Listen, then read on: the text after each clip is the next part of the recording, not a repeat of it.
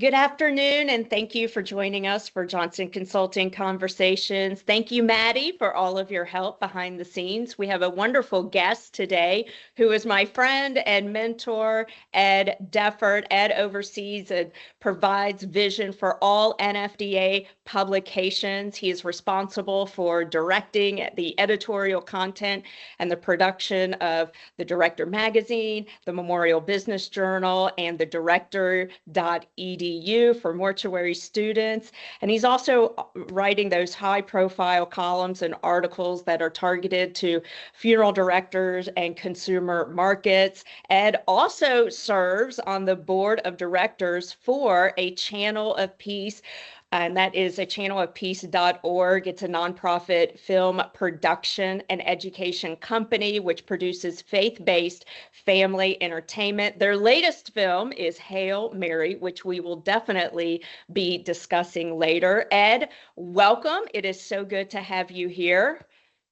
Well, thank you so much, Lacy, and let me know how much I owe you for that wonderful introduction.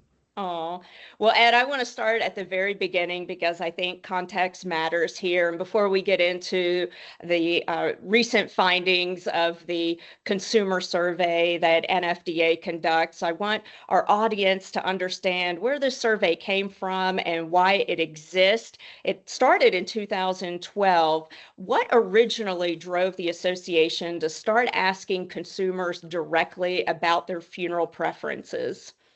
Well, back at the time, I joined NFDA in 2010, and what I wanted to do was to find some original exclusive material for the Director magazine.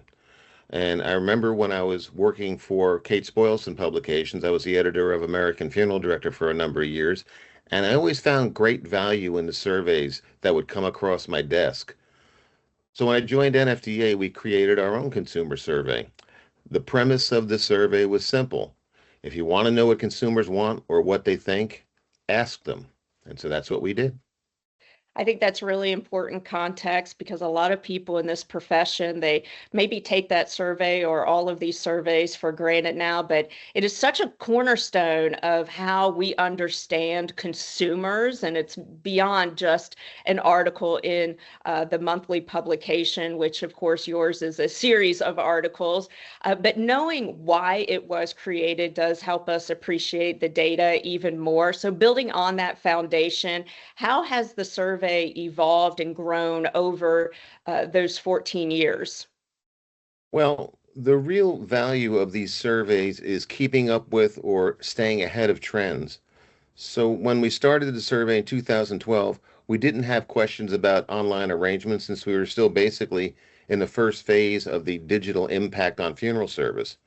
We asked a lot of basic questions to establish the bar and to really understand where consumers were with understanding what funeral service is and what it has to offer. I think we started with questions, like I said, basic questions like what are the reasons for selecting a particular funeral home? How many funeral homes did you shop before selecting one? What do people want in your own funerals? Uh, what's your stance on religious celebration? What's your stance on celebrants? And for example, one question we asked back in 2012, this is just to, I said, to establish the bar. We asked, do all funeral homes offer cremation? And the answer were 70% of our respondents were unsure, Mm. and 20% said no. So that was a very telling sign that consumers really didn't know funeral service as it was evolving. And every year we keep coming back to the point that funeral directors need to take center stage in their communities and they need to help educate the consumers and meet with them under the guise of education because, they are reluctant to come if they feel like they're being sold something. And so because of this, we now have a 14-year research pool. We see aberrations in surveys from time to time. I'm sure we'll talk about that in a little bit, but we have accumulated a solid pool of data and trend analysis. So we're able to really make some educated assumptions as to where the consumer trends are leading. And those educated assumptions also come from the experts that you reach out to share their thoughts and opinions, including one of my personal favorites, Mike Nicodemus, and David Nixon as well. I know that our audience appreciates the history that you shared with us and the methodology. I want to get into some of the findings that jumped out at me, and starting with the digital side of things, because I think that's where rubber meets the road for a lot of funeral homes that are still trying to figure out their online strategy. Mhm. So the survey revealed that 30% of consumers made all of their funeral arrangements online. How quickly is that number moving year over year? It's funny because that wasn't even a question in our survey 5 years ago. But according to our numbers, it's not growing all that quickly. I think the first time we asked that question was in 2022, and we found that 25% of respondents were able to make all the arrangements online without the assistance of the funeral director. And over the years, that number became 26% in 2023, 37% in 2024, and 29% in 2025. And I believe that spike in 2024 was due to the age of our survey group, which trended significantly younger than in other years. This is one question that we're watching carefully. With more people doing all their major purposes online, we expect this trend to only grow, especially as more funeral homes equip their websites with this option. And this goes hand in hand with the growing importance of a funeral home's website being an information hub for visitors. And Lacy, I just want to say one thing too.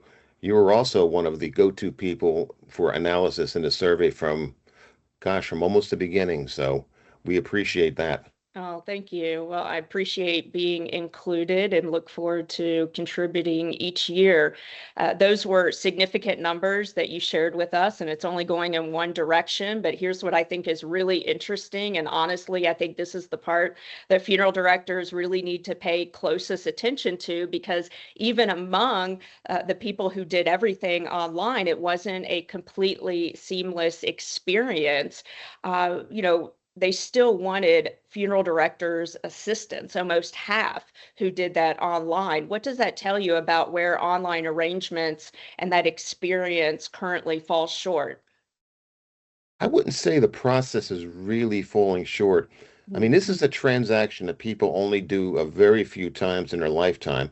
And I think the personal interaction with a funeral director is important to answer any questions.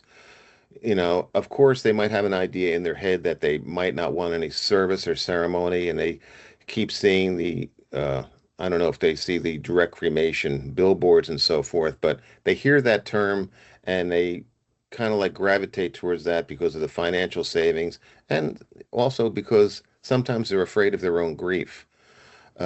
Like I said, it depends on what the consumer is looking for. The public perception is that cremation is a lot less heavy lifting in arranging for a cremation online, for the mere fact that consumers may not know the fact that they can do everything in a cremation they can do with a burial up until the hearse pulls out of the driveway. You know, this is the trend. The online trend is one that I believe, as we said, will increase. And I think this is an area where community education will help both the consumers and the funeral directors in answering any questions about what can be done. Getting out and meeting the consumers and explaining this option, I think it would be very valuable for the community that they serve. And I want to stay on this digital thread here and talk about social media, because that is the next data point that really got my attention. And in fact, that number floored me and some others as well, of the percentage of Facebook users who said they used a funeral home that they found on that platform. What do funeral homes need to be doing differently on social media right now?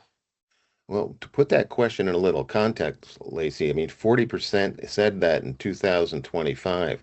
But several years ago, we asked that question, and the answer was 2.4% actually used a funeral home that they found on Facebook. So we're really starting to see uh, the um, evolving online funeral service, social media hub, as people see this as an opportunity to pretty much get their information, at least to get a start as to where to go. Mhm. Of course, they're going to go to Google, but at the same time, they feel like their little Facebook community is just that, a community. They're looking for information and they're, on social media, and they're also looking to be entertained. And if a funeral home social media can do both, that will build consumer confidence because you are presenting content in a palatable way. But really be careful leaning into the entertainment side. I've seen funeral homes that are racking up views and likes on various social media platforms that aren't translating into calls. Also, different social media outlets attract different consumers. Facebook and Instagram lean towards older consumers, while TikTok is consumed by younger consumers. So the tone and the messaging really needs to be different. You really need to know who you're targeting, and more importantly, who you want to target. I completely agree. And of course, the evidence is there that social media can drive real business decisions. But something else in the data that surprised me, and I'm honestly not sure to what to make of it yet, and I, of course, want your take, and that is about comparison shopping that dropped from 48% in 2024 to 37% in 2025. Do you believe that this is a genuine behavioral shift or a reflection of the older demographic surveyed in that year? Well, a little bit of both on the change in demographics. As Mhm. the 2025 group or survey group was older than the 2024 group, there is a key word in that question. We asked how many called or visited funeral homes. Now, the way the question is worded does not take into account online research, such as a funeral home's website. The more information a funeral home presents will negate the need to shop around. That's why 55% visited just one funeral home before making a choice. They're not going into this cold anymore. I think that's a really great point. And I want to connect something here with the data at Johnson Consulting Group to what the NFDA survey is showing, because I think it's really important and a great story that when you lay these two sets of data side by side, that with the Johnson Consulting data, we analyzed 114,000 at-need cases through the Performance Tracker X platform last year. And one of the findings really aligns with what the NFDA survey is revealing about families and how they find funeral homes. So our trends and insight report that families who discovered a funeral home through TV, social media, and seminars reported the highest net promoter scores, yet those channels drive relatively little actual call volume. And so the NFDA survey does seem to tell a very similar story about awareness versus action. Do you think funeral homes are measuring the right things when they evaluate what's actually driving families through the door? That's a really good question and a good point, and a lot is depending on what the funeral homes themselves are doing when they ask for reviews and after the fact. Um, and it depends how the question is asked, because that could vary between surveys. I mean, if somebody we had a thing one not that long ago where we asked a question, do you think um, funeral homes should have their uh, general price lists online? And overwhelmingly, everybody said yes, because that's a pretty bare question without a lot of context. So it was a learning point for us too, that I think we really have to educate the people about the things like general price lists. You know, do they know that's a technical document, or do they think it's just basically the list of goods and services that they have? Um, if you're asking how did you hear about us, that's all well and good, but one of the things you'd really need to know is what drove them to your doorstep, or your web page, whatever the case may be. I'm seeing more open-ended survey questions, when I buy something. Funeral service might want to take a note or two from how they themselves are surveyed. Of course, there's a difference between, surveys and focus groups where you can hear all the responses, but I do think some of these open-ended questions really do give some insight rather than the select one of what you see in front of you type questions. Now, speaking of the general price list, 90% of consumers said that general price list was helpful. It was easy to understand, yet many insiders strongly disagree with that finding. How do you reconcile those two realities? Well, it's funny. I mean, I remember when we first asked this question, we got the results, and I called our friend David Nixon for his take on the numbers, and he said quite simply, I'm not buying that one. And he's right. I think there is something in the wording of the survey question that does not Mhm. explain that a GPL is a FTC mandated document that funeral homes are required to distribute when the conversation comes to prices. Maybe they were given or shown a generic list of prices, and they might confuse that with a general price list with that with a statement of funeral goods and services selected.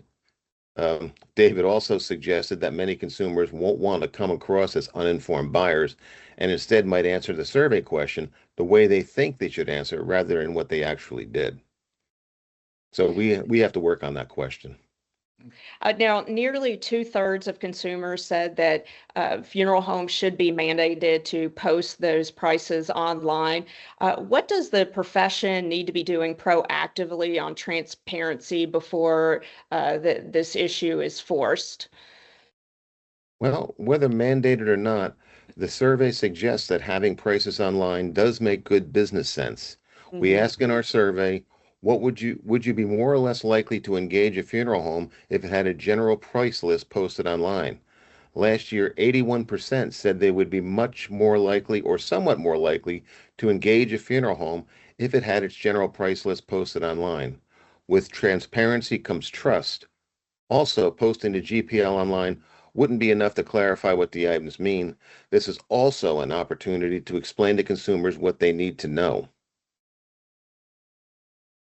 Yeah, I think that's another interesting point on that. And I do want to mention that the topic of the general price list and price transparency and prices being available online, that is the hottest topic among the mortuary students that I teach at Worsham when I present the NFDA consumer survey results, which you Mhm.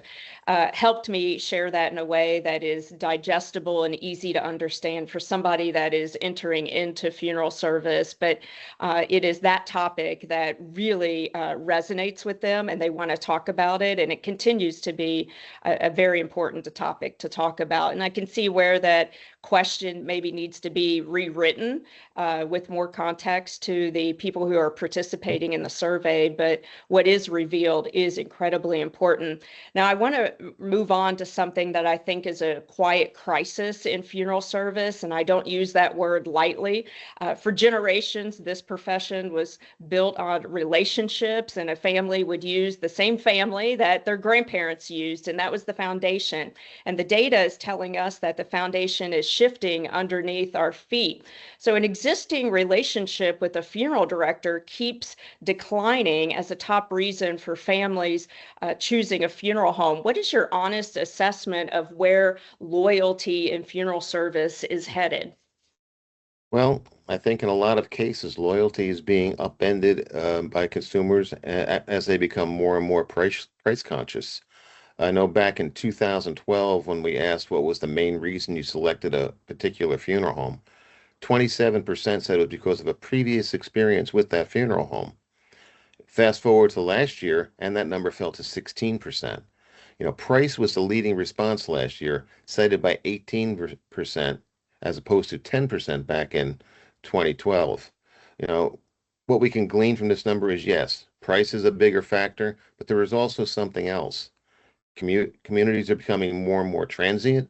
It is rare for someone to spend their entire life in one community, and that raises another important question. Are funeral homes keeping up with the changing demographics in their service area? And this is crucial to know because you need to know who you're marketing to. It's not a one size fits all dynamic. I think it's a sobering reality that it is not a one size fits all with that. And here's what I find most interesting and honestly very encouraging is that the traditional generational loyalty is fading, but there's something else that is growing. And that data shows us that funeral homes are actively engaging in their communities in new ways, and they're building a different kind of loyalty. And the numbers certainly do back that up. And in talking about consumers that attended end of life community events or funeral home luncheons in recent years. Tell us a little bit more about what those data points revealed to you in the survey. And what do you think is driving that increase? Well, according to our data, I would say that it is the younger generations who have a curiosity and more of a thirst for the information. Um, we talked about the 2024 numbers, which we said earlier was a younger demographic. But last year, those numbers softened a little bit with the older pool of respondents, and it was a dramatic change. In 2024, 27% said they have attended a luncheon or other public event where a funeral director presented information about arranging cremation or burial or pre-planning. In 2025, that number dropped to 17.5%, which was consistent with other years.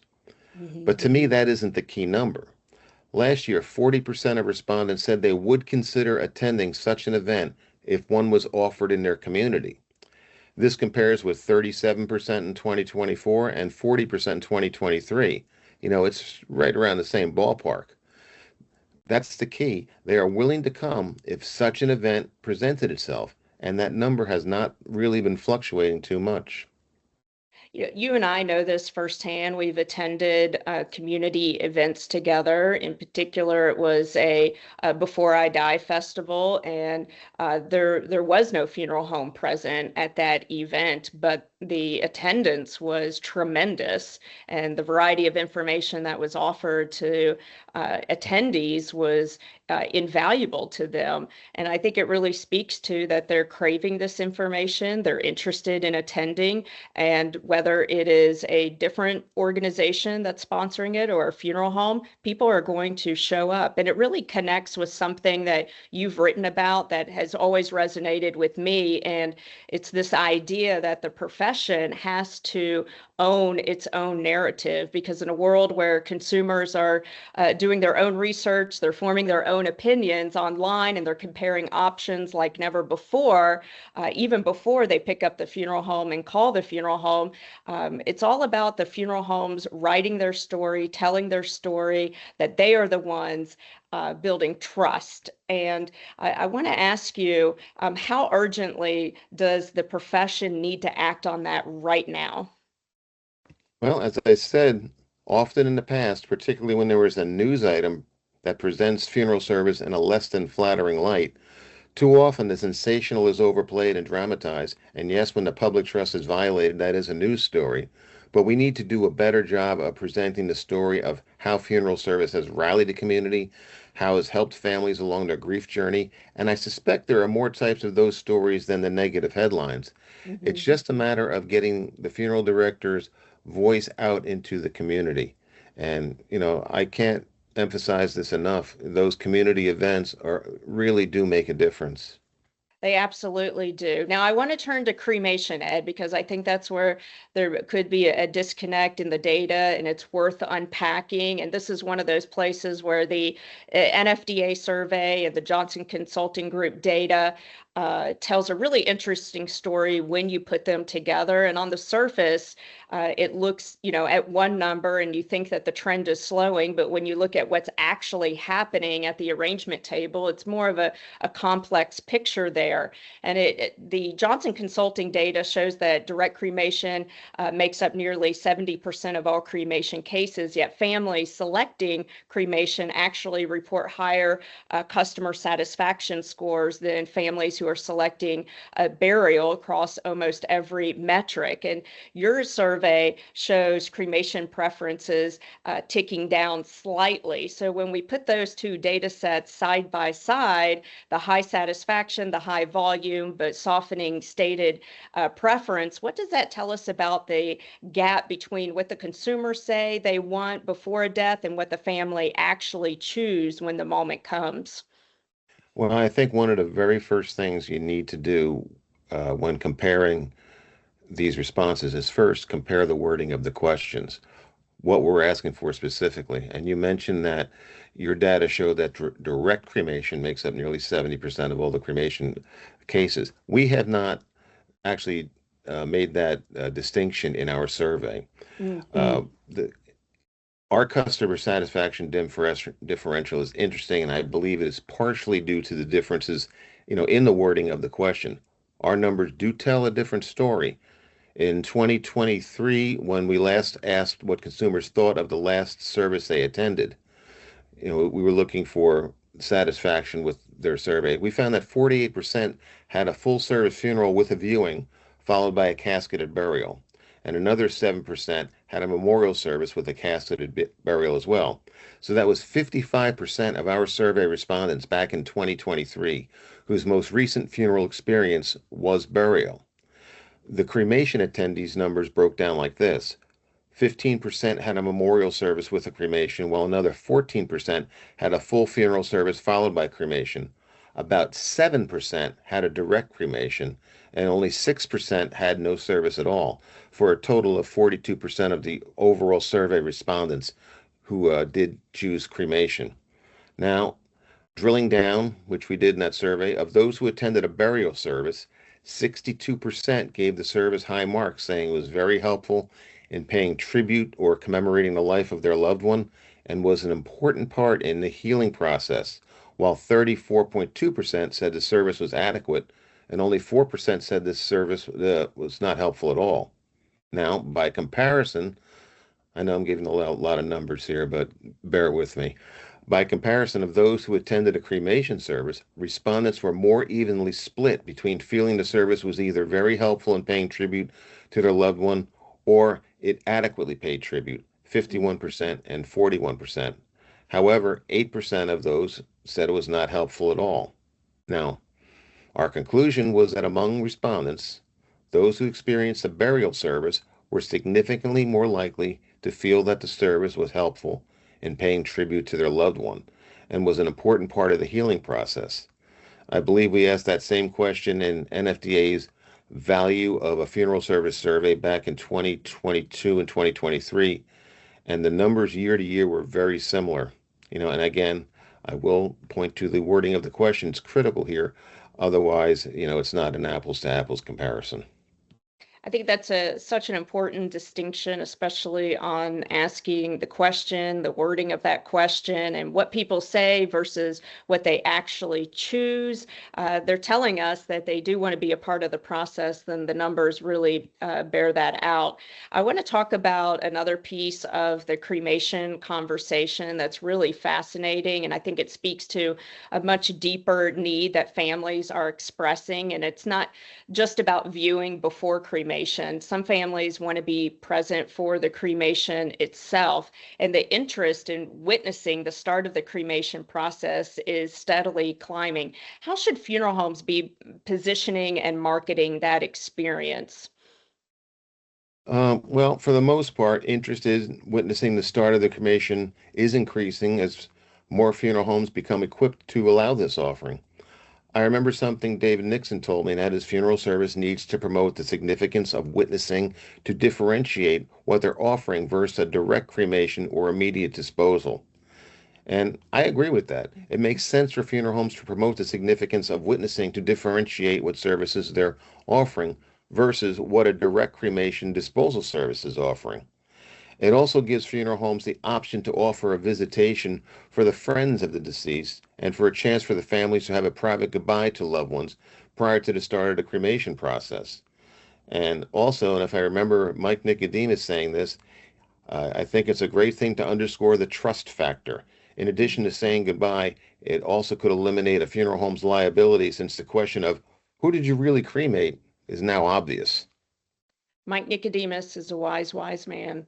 And I want to move on to an area that's really near and dear to many people's hearts that have joined us today, and that is the survey question related to celebrants. And it reveals something important about how families are thinking about meaning and ceremony, because the data seems to be pulling in two different directions at once. And more than 3/4 of the respondents say that religion is an important part in the funeral, but yet the use of non-clergy officiants keeps rising. How do you explain that?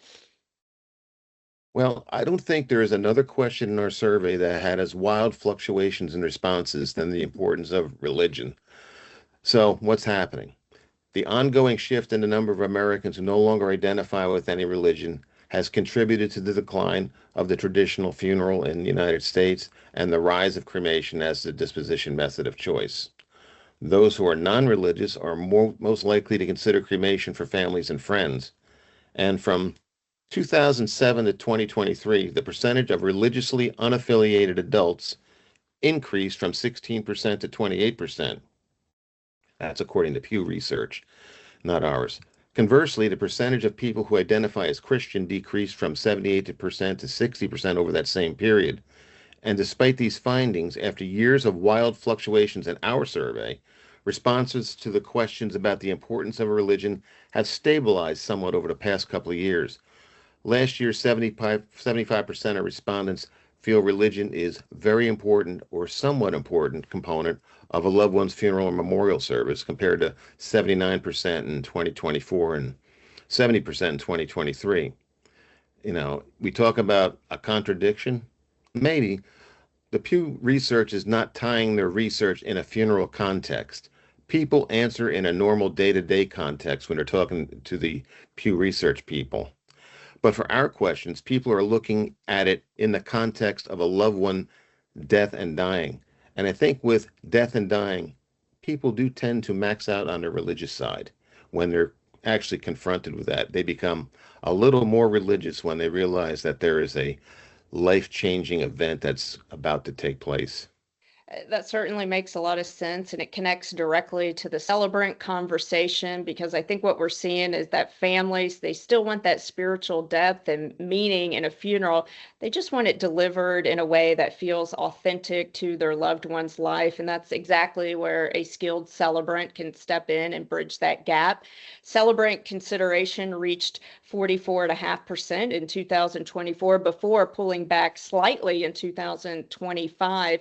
Is the celebrant becoming a mainstream part of funeral service, in your opinion? Well, hitting 44% in 2024 was significant, even though the numbers softened a little bit last year. But the number I zero in on is the 24% who have said year after year after year that they have never heard of a celebrant, plus the 15% year after year who are unsure. Again, this is another huge education opportunity. You don't necessarily have to go out into the community with sandwich boards, but there is something that should be explained in detail on the website. And there's one thing that is might be confusing people about the term celebrant. Now, I'm Catholic. I go to church every week, and the uh, speaker opens the saying by having a couple of announcements, and then says, "And the celebrant is Father so and so." Now, I'm wondering if people are still conflating a celebrant in a religious context rather than someone who is not there. That's just something that's just gnawed at me for a while, and I don't know if that's true or not, but that's just something that's crossed my mind. Yeah, I can see why, and certainly needs to be taken into consideration when thinking about the offering a celebrant and communicating that to the general public. Now, something I'm extremely passionate about is hospice relations, and how funeral homes can have a strategy that builds a relationship based on trust with hospice in order to reach more families and be a more an integral part of that continuum of care after the loved one dies. And I want to talk about what the survey tells us about how funeral homes should be engaging with the broader end of life community. Well, there is no question in my mind that funeral homes need to build relationships with other end-of-life providers. Uh, Death care is evolving into a end-of-life care uh, situation. End-of-life care also extends beyond the patient's health care and death to support the grieving process of family members, which includes the memorialization of a loved one. Bereavement services may include counseling, support, and other resources to assist individuals through the mourning and healing process. And you have to remember, as a family is experiencing a death, or they're about to experience a death, there are a lot of people that are talking to them. And I think a funeral director needs to be one of them. I completely agree with you on that. And I want to talk about a piece of data that really paints a compelling picture. And when we look at families that are telling funeral homes through their post-service surveys after that funeral is over, after the emotion has settled, the number one category generating leads is not pre-need, it's grief support. And families are telling us exactly what they need. And I don't know if funeral homes are listening, but I do think that the Johnson Funeral or Johnson Consulting Group clients that read the Trends and Insight report do take notice of that because the leads that are generated through the grief support are tremendous, and there's a jump in consumers that are researching end-of-life options, including hospice. Do those findings suggest funeral homes are missing a significant opportunity by not investing more intentionally in aftercare and community grief support? Yeah, I think you are correct in that assumption because if you remember many years ago, I'm thinking back when I was a kid and stuff, when you thought about the funeral home and the funeral director, thought of it as the information hub of death, dying, and grief. Now, as we said earlier, there's been a lot of other different groups coming in, hospice, end of life doulas, and so forth, that do, talk to families and tell them various things. And again, the funeral director has to be there to tell his story. And what you said reminded me of a friend of mine who is the owner of a senior care authority for northern and central New Jersey. He tells me that it's important to note that funeral directors work alongside of other healthcare professionals and caregivers involved in end-of-life care, such as hospice, doctors, nurses, and other social workers. They need to collaborate to ensure a smooth transition from the dying process to the final arrangements and support the families need in their bereavement journey. And he says to do this, networking is the key. Meeting all of the home care companies, the assisted living companies, elder care attorneys, financial planners would allow funeral homes to connect to all those who are already helping the family, and which would help funeral directors, I believe, regain that status as the death care expert in their community. I just really like cringe every time I say, you heard those old stories that funeral directors should not be mixing with hospice and how they should each stay in their lane. Well, if you think about it as a highway, that lane has merged down into one. So I think they've all got to work together in this regard. Now, Ed, you've been reviewing the data and studying the data for over a decade. You have watched trends emerge, you have seen some reverse, and you've watched others accelerate faster than anyone predicted. So, with all of that perspective, after 14 years of data, what is the single most important trend you believe that funeral directors are still underreacting to? Well, I've said this over and over again, and I don't want to sound like a broken record here. It's really hard to pick just one single most important trend, but I would say it is consumer education. We've heard all this before that consumers don't know what they don't know. And on top of that, some of what they do know is not correct, which requires some unlearning in addition to education. I'm not only speaking of consumer events where you have the data to support its importance, but what is on your website? Are you offering the information that consumers need? Not only defining what the services are, but the idea of options such as celebrants and the value of having the body present for a service, or the basic value of a funeral or memorial to help a family along its grief journey. Also, your website is fast becoming the point of first interaction. A year ago, one-third of our survey respondents first interacted with the funeral home website before they talked to anybody. As we said earlier, partnerships on the other end-of-life providers is fast becoming an area of importance for funeral homes because families are engaging with these providers who are not going to volunteer to tell your story, but are forging partnerships. You can demonstrate to a family you are there, you're part of the conversation, and you're there to take care of them. That's really powerful, Ed, and I think it's always worth repeating. You don't sound like a broken record at all, and I hope everyone listening really sits with that response. And now looking forward, because I know you're already thinking about the next round of research and gathering industry opinions and putting that together in a way that makes sense for your readers. What do you want to learn from consumers in this next survey um, from them that you know is going to help funeral providers? Well, every year we try to add some new questions to try and, see if there's some kind of new trend that uh, we want to start tracing. And there are a couple of areas we are exploring in 2026. The first involves cremated remains, where Mhm. where the remains are kept, whether the remains are kept in an urn at home, interred in the cemetery, or scattered. Funeral directors need to ask family what they plan to do with the remains. I was at a class reunion recently when one of my classmates was talking about being remarried after her first husband passed away, and she had an issue of what to do with her first husband's cremated remains. She said she Mhm. couldn't bring her late husband's remains into her new husband's house, and she was having a hard time deciding what to do with it. So, are we leaving families on their own to decide what to do with the remains? And, with these little contingencies that happen, down the road. We're also taking a deep dive into obituaries this year.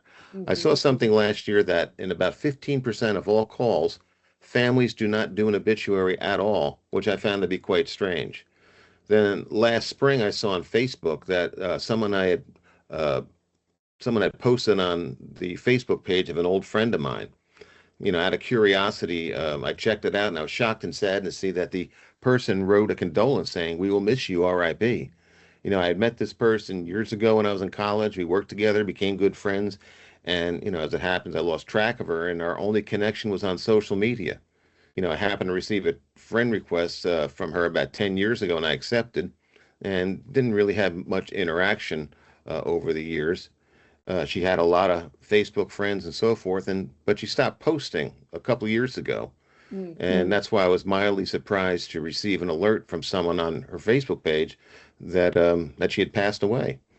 And I did some extensive research under her maiden name, both married names, and I found nothing, almost like she didn't exist. And I know she was married twice. She had no kids, but you know, I just went back into her social media page or history and saw somebody said, "Be strong, miracles can happen," with a teary eye emoji, meaning she's been ill for a while. And recently, we did a story in the Memorial Business Journal that one funeral service provider suggested that high quality obituary writing is emerging as one of the primary drivers of both family satisfaction and funeral home performance. Their findings showed that professionally crafted life story obituaries had a measurable impact on the family perception and the general reputation of the funeral care providers. That was in the February 26th edition, in case you're interested. But, the whole thing, getting back to the Facebook friend of mine who had passed away, you know, somebody should just not vanish like that. I mean, and I think, having an obituary or at least something that makes people aware that this person, lived is important to continue. Well, I know Bob Arrington with Obituary Share would completely agree with you on the impact of obituaries and written tributes. Thank you for sharing that story with us. And we've talked a lot about trends and data and the business of funeral service. I want to switch directions completely. I know that you are someone who cares deeply about faith, storytelling, and the power of film to bring people together. Beyond your work at NFDA, you serve on the board of a Channel of Peace, which I mentioned earlier is a nonprofit dedicated to creating faith-filled, family-oriented films established by Daniel and Tammy Roebuck. I want you to share with our audience how you and Daniel got to know each other. Well, if you remember the movie Getting Grace that came out about 10 years ago, when Dan was finished filming with that, and he, it was an independent film, so he was doing a lot of grassworks promotion. For those who don't know the movie, it's about a funeral director who gets deeply involved in a family's life, and the funeral director is portrayed as a real human being, and not a old stereotyped Hollywood type person. And Dan actually called NFDA and said, would we be interested in doing a story about him doing a movie about a funeral director? And I said, well, sure. And we spoke for a long time and we really hit it off, very well. And then when Getting Grace came out, Dan did a preview of it at our Boston convention in 2017, and we had a full screening of the movie the following year in Salt Lake City.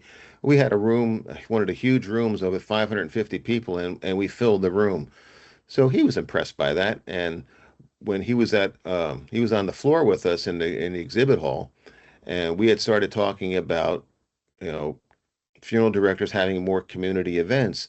And he said, well, maybe I can go to the communities and have the funeral home sponsor a screening of Getting Grace. And that way, we're taking care of two birds with one stone there. They're having an education event in the community, and he's also getting some more eyes on the movie. And so that worked out pretty well. And um, how a channel of peace was actually formed was I was inadvertently a conduit to that, because our friend Erin McLean, Hmm. she's the executive director of the Wyoming Funeral Directors Association. She had asked me at our advocacy summit if I knew of anybody who would be a good speaker at their convention. And we had just had the screening in Salt Lake City, which went over very well. And I said, "Yeah, how about this guy? Maybe you can bring the movie up to Wyoming, and you can do that." And she got in contact with Dan, and he went to Wyoming for the movie, and he and Aaron really hit it off. They're of like minds, and so uh, Dan, his wife Tammy, and Aaron actually became the founders of a Channel of Peace, and I was asked to join a little later. As you started to learn more about what they were building, what drew you to their mission? Well, Danny and Tammy are genuine people, and it's hard not to root for them, what they were doing.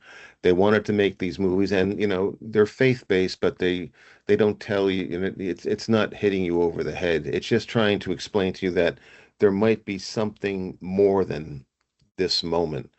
And I thought it was really important to and easy to support such an idea.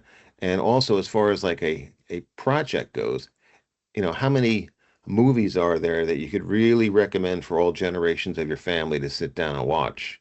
And that's as far as these movies goes, that's what I really I really enjoy. And plus, there's also an educational aspect to A Channel of Peace. Dan says he had to go to Hollywood to become an actor to get acting credits. We do a lot of the movies in the Lehigh Valley in Pennsylvania, where he's from, and we invite people from the local community colleges who are studying film to work on our Mhm. movie to get an actual honest to God credit, to kind of like give them a head start in the industry. That's incredible. Now, Channel of Peace has a film out now, brand new. It is called The Hail Mary, and I've been fortunate that I've gotten to see it in advance. So thank you for that opportunity. And I really think it's the kind of project our audience would genuinely love to support. Can you tell us a little bit about Hail Mary?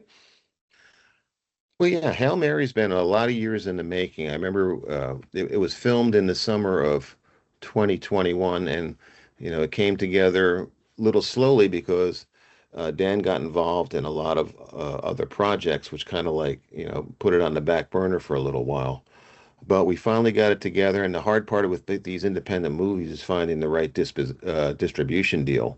And we've been out in the movies, the theaters for about a month. Independent movie theaters. We have a list on our website, a channelofpeace.org, where you could see the movie in your community. There was not really that many of them, but recently this week, I think, we've started streaming on the Angel Studios website, which uh,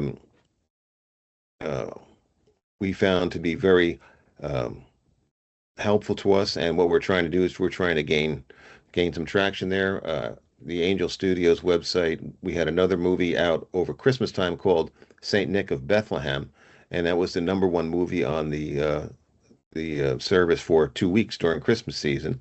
And we're hoping for the same success for the Hail Mary, which I think is really a fantastic movie. And I can't recommend it enough for the entire family. It is fantastic. And for any of you who tune in and watch it, look for Ed's cameo in that movie. I think you'll come to really appreciate his role with the Channel of Peace. And my last question for you today, Ed, why do you believe this kind of storytelling matters right now? Well, as I said, if you're not telling the story, somebody else will. And it's, you know what your story is, you know what you want the people to know about you. And, something like the Hail Mary is a very heartwarming story to tell. It's about a chance, about second chances, somebody who needs redemption. And the main character of that movie needs to tell his story, and he's successful in doing it. And it's the same thing that transfers over to what funeral directors do. They need to tell their story. They need to share the value of what they do.